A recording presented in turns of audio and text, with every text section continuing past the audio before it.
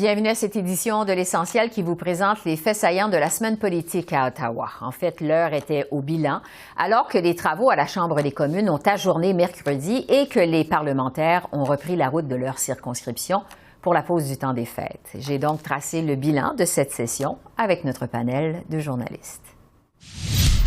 Bonsoir à vous quatre.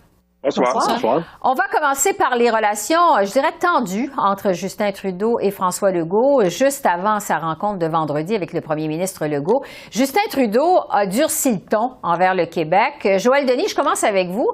Le premier ministre Trudeau, il est allé d'une déclaration quand même assez choc cette semaine. Selon lui, le Québec pourrait accueillir jusqu'à 112 000 immigrants par année, en majorité des francophones, quand on sait qu'aucun parti politique au Québec a proposé un chiffre comme ça durant la dernière campagne électorale.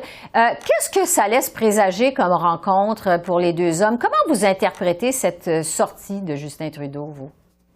Bien, c'est un peu mettre la table de façon désordonnée à cette fameuse rencontre. Et je vous dirais que peut-être M. Trudeau est sorti davantage de couteaux que de fourchettes avant de s'asseoir à table avec M. Legault.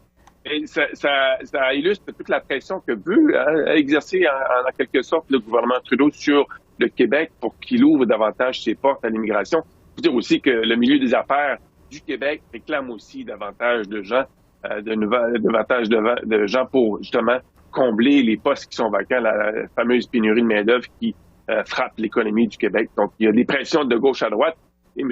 Trudeau, ça fait un peu le porte-parole de ça, mais M. Legault, lui, a son idée bien en tête. C'est 50 000 immigrants qu'il veut accueillir par année, pas plus, pas moins. Oui, on va voir ce que ça donne, les discussions au sujet de l'immigration.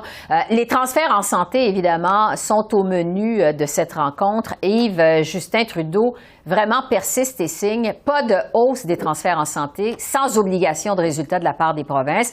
Est-ce que Québec va devoir mettre de l'eau dans son vin, finalement, dans ce dossier, pour que ça finisse par se régler? Alors voilà la grande question. Qui devra mettre de l'eau dans son vin? Ce qu'il faut jamais oublier, cependant, c'est que l'argent dont il est question, ça provient tout de la même poche, celle des contribuables. Et les contribuables souhaitent sans aucun doute que ce problème se règle et que l'argent soit envoyé dans les réseaux de santé qui en ont bien besoin.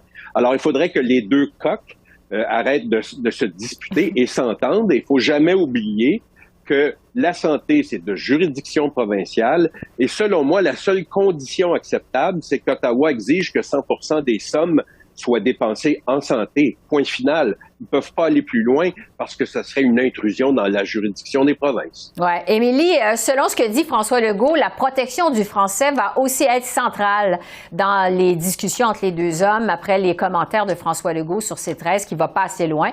À quoi vous vous attendez de ce côté-là? Je m'attends à ce que M. Legault persiste et signe, là, autant dans sa rencontre de vendredi que dans les prochaines semaines, les prochains mois. Il va dire à M. Trudeau, laissez-nous appliquer la charte de la langue française aux employés sous juridiction fédérale. Ouais. Touchez pas à la loi 96. Donc, il va répéter ça. M. Trudeau va répéter que lui, la voie à suivre pour freiner le déclin du français, c'est le projet de loi C13 de réforme de la loi sur les langues officielles. Il va répéter ça. Il va dire que pour lui, c'est important de protéger les francophones au Québec, mais aussi les francophones hors Québec, et que pour lui, c'est ça la voie à suivre. Mais finalement, dans cette rencontre-là et aussi dans les prochaines semaines, moi, je m'attends à ce qu'on voit encore le même dialogue de sourds. C'est d'autant plus étonnant, ces prises de bec-là qu'on a vues cette semaine entre les deux hommes, parce qu'on parlait quand même d'une certaine embellie dans les relations entre les deux premiers ministres, notamment lors de leur rencontre au sommet de la francophonie en Tunisie. Qu'est-ce qu'on peut dire entre des relations entre Justin Trudeau et François Legault à ce stade-ci? Comment vous voyez les choses? C'est comme une relation amour-haine. Hein? Bon, les deux hommes, ce qu'on me dit sur le plan humain, c'est qu'ils s'entendent très bien. Écoutez, ce sont tous les deux des Québécois, des bons vivants. Les deux sont assez charismatiques. Hein? Ils sont capables de s'entendre. et de se parler. On l'a vu d'ailleurs avant l'élection de 2021, hein, on disait à peu près la même chose. Bon, les deux étaient souriants, ils faisaient des annonces conjointes, ils s'appelaient Justin et François. Alors, c'était un peu la même chose et vous voyez, lors de l'élection fédérale de 2021, hein, François Legault s'est retourné, s'est viré de bord, comme on dit en bon français, et a commencé à demander aux Québécois à voter pour Erin O'Toole, le chef conservateur à l'époque. Donc, ça peut changer assez rapidement. C'est sûr qu'en même temps, sur les deux hommes, sur le plan idéologique, hein, M. Trudeau et M. Legault, ne s'entendent pas du tout. Sur les questions de nationalisme, hein, on a parlé d'immigration, on a parlé de langue française. Je mentionnerai aussi la laïcité. Hein, Justin Trudeau est plus multiculturaliste. Donc vraiment, moi, je m'attends quand même à ce que ce soit quand même un peu tendu. Je veux maintenant vous entendre sur le bilan de cette session parlementaire. Ça s'est terminé donc mercredi. Au total, il y a 3 projets de loi qui ont reçu la sanction royale, dont celui sur les soins dentaires qui fait partie, comme on le sait, de l'entente avec le NPD. Je vous demanderai à chacun d'entre vous, c'est quoi votre bon coup de la session et votre mauvais coup de cette session? Tiens, Yves, je vais commencer avec par vous. Votre bon coup, votre mauvais coup. Alors, le bon coup, c'est Justin Trudeau à la commission Rouleau, parce que les attentes étaient très basses. Justin Trudeau nous a toujours habitués avec des discours très feutrés où il ne veut jamais heurter personne, alors que là, il est arrivé, il a témoigné avec beaucoup d'aplomb, en anglais essentiellement oui, mais ça, c'est pas de sa faute, c'est pas lui qui posait les questions, mais il avait laissé la langue de bois au garde-robe. Et il a expliqué clairement pourquoi son gouvernement a eu recours à la loi des mesures d'urgence, n'a pas hésité à montrer du doigt des responsables de ce fiasco de l'occupation du centre-ville d'Ottawa. Alors, on espère qu'il va en tirer des leçons parce qu'il est ressorti plus fort de ce témoignage. Mon mauvais coup, c'est Pierre Poilievre.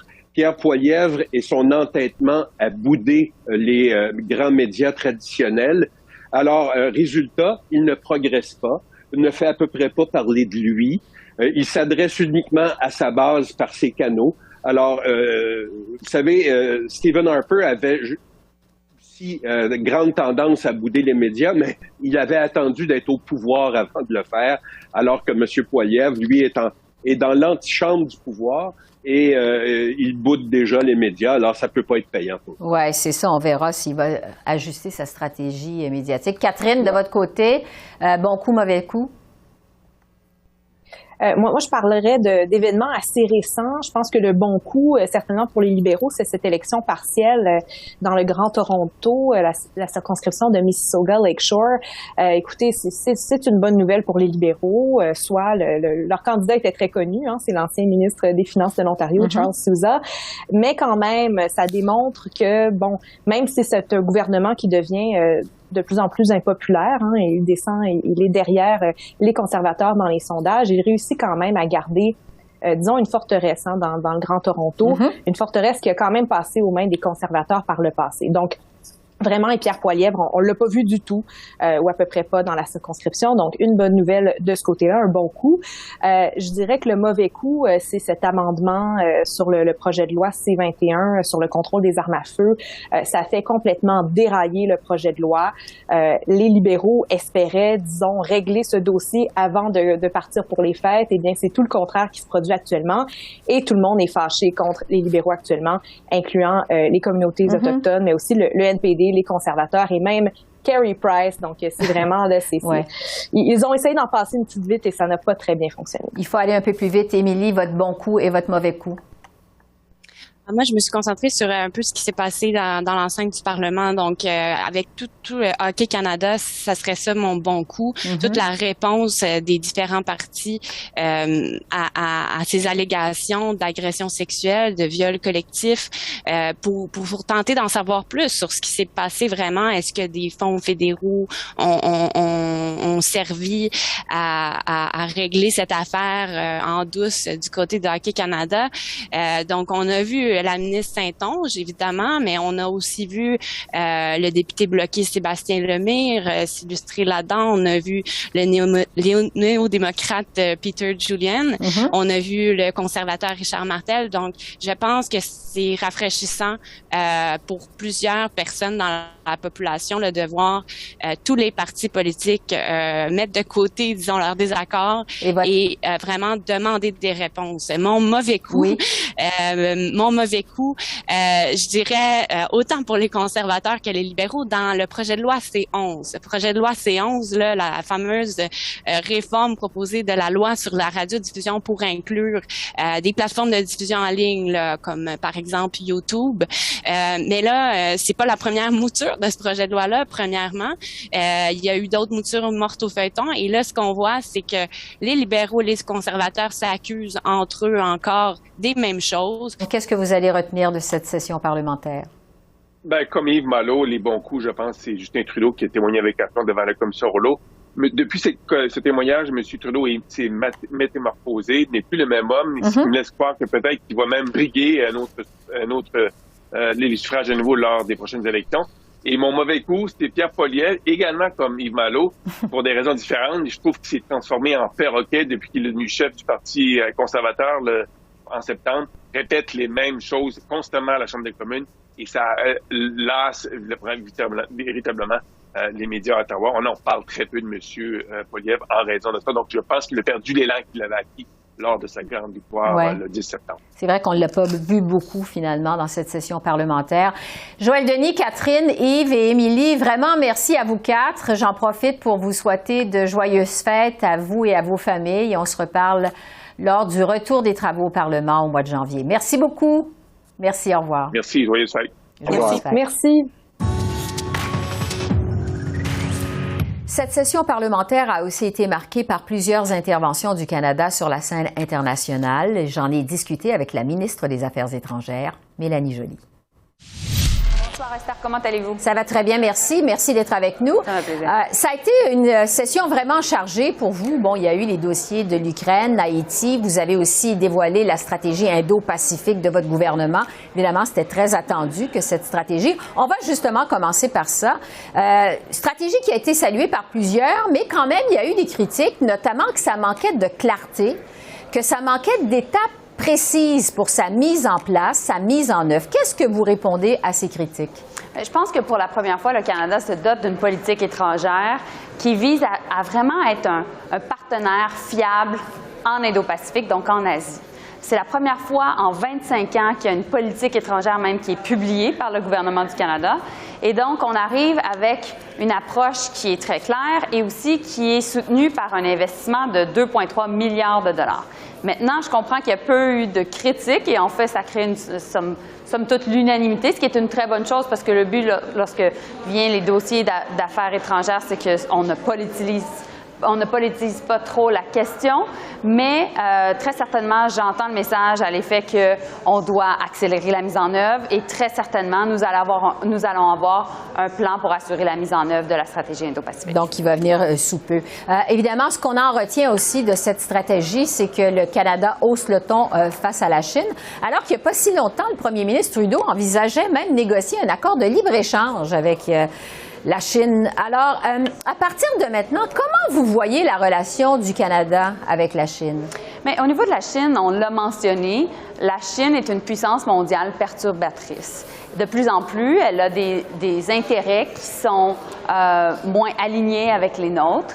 Et c'est un pays qui, somme toute, tente de faire, tantôt de transformer les règles internationales ou ne pas nécessairement les suivre pour ses propres intérêts. Et donc ça crée beaucoup d'instabilité mondiale. Pourquoi? Parce que les normes internationales qui ont été mises en place au lendemain de la Deuxième Guerre mondiale ont assuré une forme de stabilité internationale depuis la Deuxième Guerre mondiale. Et plus on s'en éloigne, plus on se retrouve à créer cette instabilité. C'est pourquoi, dans le fond, il y a eu autant de pays qui ont dénoncé la guerre en Ukraine, l'invasion, en fait, par la Russie de l'Ukraine, qui allait clairement à l'encontre des normes internationales. Mais c'est pourquoi aussi on lance un message clair à la Chine. En même temps, ce qu'on veut faire avec la Chine, c'est aussi de pouvoir s'engager diplomatiquement, être en mesure d'avoir des conversations parfois difficiles, mais parfois aussi basées sur des objectifs communs, comme c'est le cas à la COP 15 présentement au moment où on se parle, où il y a des négociations sur la protection de la biodiversité et où la Chine préside la COP et nous sommes l'hôte comme pays de la conférence. Parce que vous avez dit justement que vous espériez continuer à avoir de la collaboration avec la Chine de certains dossiers, sur certains dossiers, notamment celui de la lutte au changement climatique. Avec tout ce qui s'est passé quand même en marge du sommet du G20 entre le président Xi et M. Trudeau, est-ce que vous pensez que le Canada peut encore espérer de la collaboration de la part de la Chine? Bien, au moment où on se parle, ça se passe à Montréal. Notre collègue Stephen Guilbeault, ministre de l'Environnement, est en contact quotidien avec son homologue chinois. Donc, on est capable de travailler ensemble, certainement lorsque vient la question de la biodiversité, certainement lorsque vient la question de prévenir les futures pandémies ou encore tout ce qui est en lien avec la gestion des menaces nucléaires et le fait que, justement, on puisse contrer toute forme de tension liée à l'utilisation des armes nucléaires, particulièrement dans la région, alors qu'on sait que la Corée du Nord, peu à peu, augmente la fréquence de ses essais nucléaires. Ouais. Dans le dossier de la guerre en Ukraine maintenant, ça fait presque 10 mois que la Russie a envahi l'Ukraine. L'hiver s'est installé là-bas. L'Ukraine vit, on le sait, sous la terreur des drones. Il y a des coupures constantes d'électricité. Le Canada en a déjà quand même fait beaucoup. Est-ce que le Canada prévoit en faire encore plus, davantage? Oui, on va en faire plus. Parce qu'on doit en faire plus et on doit soutenir l'Ukraine tant qu'elle n'a pas gagné. Pourquoi? Parce que si on laisse tomber l'Ukraine, ça veut dire qu'on laisse tomber les principes de droit international qui nous ont protégés depuis les 80 dernières années. Et c'est pourquoi on est si alignés, les États-Unis, l'Europe, les Anglais également. Parce qu'on doit lancer un message clair à la communauté internationale et certainement aussi à la Russie que lorsqu'on viole les principes de la Charte des Nations unies, à ce moment-là, ça passe pas. Et donc, on va soutenir les Ukrainiens dans leur bataille qui est existentielle. Donc, vous dites que le Canada va en faire plus. On sait que votre gouvernement a déjà imposé toutes sortes de sanctions contre la Russie, notamment en gelant des avoirs des élites russes, en stoppant des importations, des exportations. Est-ce que ces sanctions canadiennes, vraiment, ça a de l'impact ou si c'est plus symbolique qu'autre chose? Ça a beaucoup d'impact. Ça a beaucoup d'impact parce qu'on travaille avec les États-Unis, avec l'Europe pour s'assurer qu'il n'y ait pas de faille dans le système. Notre objectif aussi, c'est de pouvoir éventuellement saisir des actifs des personnes sanctionnées. Vous savez, le Canada est le premier pays du G7 à avoir cette nouvelle législation qui permet non seulement d'imposer des sanctions, mais aussi que lorsqu'on saisit les biens, ils puissent être vendus et par la suite dans le fond, les ristournes, l'argent obtenu de la vente puisse être redirigé vers les victimes, donc en l'occurrence le peuple ukrainien. Et c'est certainement notre objectif, premièrement, de pouvoir procéder à des saisies de biens, mais deuxièmement aussi d'influencer d'autres pays pour qu'ils suivent notre législation. Et je vous dirais qu'il y a beaucoup d'intérêt du côté des Américains, il y a beaucoup d'intérêt du côté de l'Union européenne également. Un mot rapide sur la crise humanitaire qui secoue Haïti. Bon, on sait, il y a les gangs armés, le choléra, il y a la diaspora haïtienne à Montréal qui est très inquiète de ce qui se passe dans le pays. Il y a des pressions pour que le Canada prenne les commandes d'une force d'intervention en Haïti. Est-ce que ça pourrait être envisageable finalement? Mais ce qu'on fait présentement avec Haïti, c'est on prend une nouvelle approche. La nouvelle approche, c'est vraiment d'imposer des sanctions qui n'ont jamais été imposées auparavant. Et là, on s'attaque aux élites politiques et économiques qui bénéficient de la violence qui est dans les imposée par les gangs dans les rues de Haïti. Et donc, on travaille avec les Américains pour qu'ils imposent encore plus de sanctions. On travaille aussi avec les Européens pour que ça soit le cas. Et ce que je vous dirais également, c'est que notre objectif est de soutenir la sécurité en Haïti et que les objectifs de sécurité soient, comment je pourrais dire, atteints par les Haïtiens et pour pour les Haïtiens. Donc, c'est ce qu'on fait présentement. Un mot en terminant sur l'Iran. Les manifestations anti-régime continuent de plus belle, on sait. Ça dure depuis la mi-septembre. Le régime, mais vraiment terrorise la population sur place, notamment avec des exécutions publiques. Le Canada a imposé des nouvelles sanctions la semaine dernière. Est-ce que vous prévoyez en faire plus en Iran? Oui, on va imposer d'autres sanctions. Bonne nouvelle aujourd'hui, je vous dirais, on était capable de travailler très fort. On était vraiment les rédacteurs derrière la résolution qui est passée aux Nations unies visant à expulser l'Iran de la Commission des droits de la femme aux Nations unies et on a été capable d'aller chercher le soutien des États. Alors, bonne nouvelle, l'Iran a été expulsé de cette commission importante-là. Et donc, on va continuer aussi à travailler avec d'autres pays, justement, pour soutenir les femmes courageuses qui se battent pour leurs droits en Iran et s'assurer aussi qu'il y ait une imputabilité, donc il y a une responsabilité de la part de ceux et celles qui violent les droits de la personne, particulièrement les droits des femmes. Mélanie Joly, ministre des Affaires étrangères, merci et joyeuses fêtes à vous. Merci. Joyeuses fêtes à vous. Au revoir. Au revoir.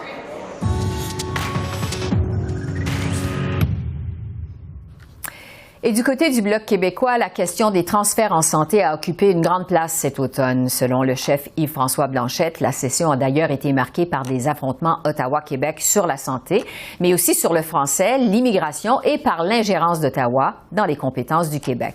J'ai reçu Yves-François Blanchet. Bonsoir, M. Blanchet. Bien, bonsoir. On va commencer avec les transferts en santé. Bon, on vient d'entendre le premier ministre Trudeau qui persiste et signe. Il va y avoir une obligation de résultat de la part des provinces préalable aux transferts en santé. On sait que M. Trudeau rencontre le premier ministre Legault vendredi. Vous espérez quoi de cette rencontre? Vous vous attendez à quoi, en fait? En fait, je vais commencer par l'autre question parce que qu'est-ce qui fait croire à M. Trudeau que les systèmes de santé du Québec et des provinces n'ont pas déjà des obligations de résultat? Ces gens-là sont redevables devant leurs propres électeurs et devant leurs propres contribuables. Et là, Justin Trudeau arrive dans l'affaire et il dit « Moi, je suis meilleur, moi, je suis plus fin. » Mais il n'y a pas de système de santé fédéral. Ça n'existe pas. Donc, est-ce que c'est mieux de confier l'argent qui est dû et demandé par le Québec et les provinces au Québec et aux provinces qui opèrent déjà avec beaucoup de mal parce qu'ils sont gravement sous-financés à cause du déséquilibre fiscal dont M. Trudeau abuse, ou de créer un autre système de santé, un autre système de normes, un autre système de mesures? Ça va être long, ça va devoir être négocié. Et pendant ce temps-là, les gens attendent dans les urgences, les gens attendent leur chirurgie, les gens ont peur de l'influenza ou de la COVID. On a une crise, moi je trouve que c'est une crise nationale de santé mentale. Et M. Trudeau prend tout ce monde-là en otage, puis il dit non. Vous aurez l'argent si vous me donnez à moi votre juridiction aux petites provinces que vous êtes. Et j'imagine mal François Legault être celui qui va briser le front commun des provinces. Ça n'arrivera pas, j'en suis convaincu. Donc, il va réitérer des positions. J'espère seulement qu'il va le faire avec beaucoup de fermeté pour pas que M. Trudeau puisse de nouveau s'esquiver en disant « j'y ai parlé, puis on est main dans la main ». Ils ne sont pas main dans la main. Ouais. Et M. Trudeau a eu une invitation de toutes les provinces. Ça ressemble un peu à la proposition de sommet que j'avais faite à l'époque, d'aller le rencontrer. Il n'a pas le droit de refuser de rencontrer tous les premiers ministres des provinces sous peine d'être jugé gravement arrogant.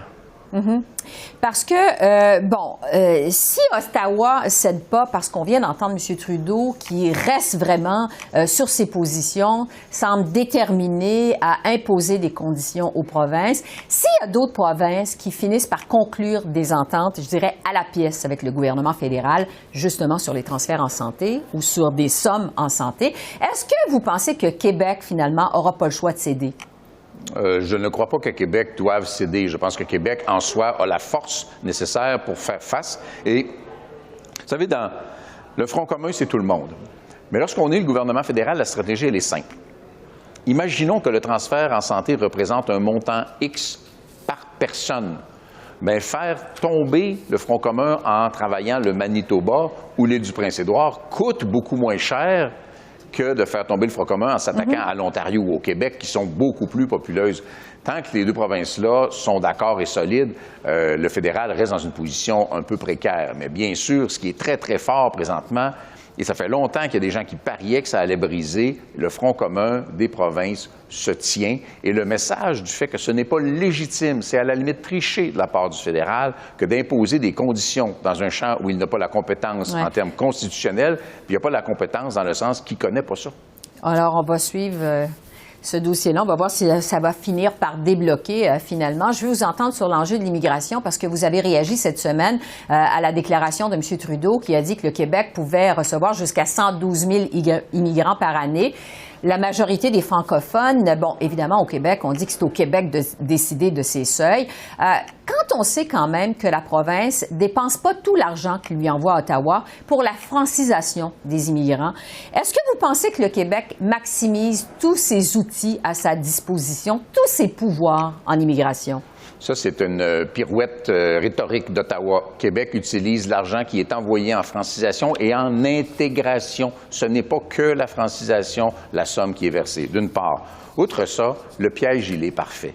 Mais un piège est parfait jusqu'à ce qu'on le définisse comme étant un piège. Le piège, c'est soit vous accueillez beaucoup plus de personnes que vous êtes capable d'en franciser ou d'en intégrer ou à qui vous êtes capable d'offrir un système de santé adéquat ou l'éducation adéquate ou les services de garde adéquats parce que ça coûte quelque chose. Alors, soit vous accueillez ce nombre-là et vous êtes incapable de les franciser et le français recule, ou soit vous les accueillez pas, vous en accueillez moins et votre poids à l'intérieur de la Fédération canadienne, il ratatine aussi. C'est une situation perdante pour le Québec. Et à ça, on ajoute aux 112 000 de la règle de 3 très intelligente de Justin Trudeau, qui ne tient pas compte qu'il y a 8 millions de parlants français en Amérique, puis qu'il y a 300 millions de parlants anglais, puis que l'intégration naturelle en anglais est beaucoup plus facile qu'en français, ça va de soi. Mais on ajoute, ajouter les 50 000 demandeurs d'asile au chemin Roxham, puis les 10 000 à peu près Mexicains, tous des gens qui sont légitimes dans leur demande, là, mais qui entrent sur le territoire, essentiellement au Québec, et qui s'ajoutent aux fameux 112 000. Il est impossible pour le Québec d'accueillir tout ce monde-là. Sur le maintien du poids démographique du Québec au Parlement canadien, parce que c'est une de vos motions qui a été adoptée cette session aux communes, si le Québec maintient justement ses seuils à 50 000 immigrants par année, est-ce que ça vous inquiète? Comment vous voyez évoluer ça dans l'avenir? Moi, je suis un peu à l'écart de ce qu'on a souvent vu dans le mouvement nationaliste ou souverainiste. Je n'ai pas peur du nombre d'immigrants. Qu'on en accueille autant qu'on est capable d'en intégrer. On a un devoir à ces gens-là. On n'est pas des méchants qui ne veulent pas les intégrer, là. On a un devoir à l'encontre de ces gens-là, de leur donner, premier outil d'intégration, la langue commune, même si à Montréal, c'est de moins en moins vrai et c'est un énorme problème. Après ça, reconnaissance des diplômes, régionalisation, intégration au milieu du travail. On a un devoir envers ces gens-là en santé, en éducation, en garderie. Il faut le faire comme il faut. Et pour l'instant, on n'a pas les outils de mesure et de vérification de l'efficacité de nos propres mesures d'intégration et on se fait dire par quelqu'un qui semble avoir tout intérêt à nous nuire, qu'il faut pratiquement doubler ou tripler le total des gens qui entrent ou restent au Québec par la suite. C'est une juridiction qui se lie très, très directement à l'enjeu linguistique, et l'enjeu linguistique ne devrait relever que de Québec. On ne confie pas sa langue, son âme ou ses arts à une autre nation qui, plus souvent qu'autrement, travaille à l'encontre de l'intérêt du français au Québec. Le temps file. Sur l'ensemble de la session qui se termine, vous avez eu quand même des réalisations au Bloc. Je parlais il y a un instant de votre motion qui vise à maintenir le poids du Québec au Parlement canadien. Quel bilan vous faites de votre travail au Bloc, aux communes, au cours des dernières semaines, des derniers mois?